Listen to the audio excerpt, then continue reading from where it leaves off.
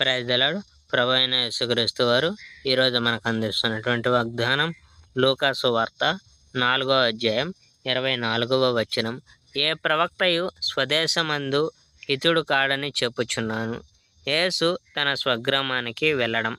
ఆయన వాళ్ళతో ఈరోజు గ్రంథంలో రాయబడిన ఈ వాక్యాలు మీరు ఉంటుండగానే నెరవేరాయి అని అన్నాడు. అంతా ఆయన్ని మెచ్చుకున్నారు. అంతేకాక ఆయన నోటి నుండి వచ్చిన ఆ చక్కని మాటలు విని అందరూ ఆశ్చర్యపోయారు. వాళ్ళు ఈయన యోసేపు కుమారుడు కదా అని అన్నారు. యేసు వాళ్ళతో ఈ విధంగా అన్నాడు, వైద్యుడా, నిన్ను నీవు నయం చేసుకో అన్న సామెత మీరు నాకు చెప్తారని తెలుసు. పైగా మీరు కపెర్నహూములో చేసిన మహత్యాలను గురించి మేము విన్నాము.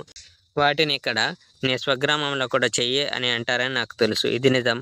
ఏ ప్రవక్తను అతని స్వగ్రామము ప్రజలు అంగీకరించలేదు. ఏలియా కాలంలో ఇశ్రాయేలీల దేశంలో చాలామంది వితంతులుగా ఉండినారని ఖచ్చితంగా చెప్పగలను. ఆ కాలంలో 3.5 సంవత్సరములు వర్షములు కురియలేదు. దేశమంతటా తీవ్రమైన కరువు వ్యాపించి ఉంది. సీదోను రాష్ట్రంలోను సారేపతు అనే గ్రామంలో ఒక వితంతువు ఉండేది. దేవుడు ఏలియాను ఆమె దగ్గరకు తప్ప మరెవరి దగ్గరికి పంపలేదు.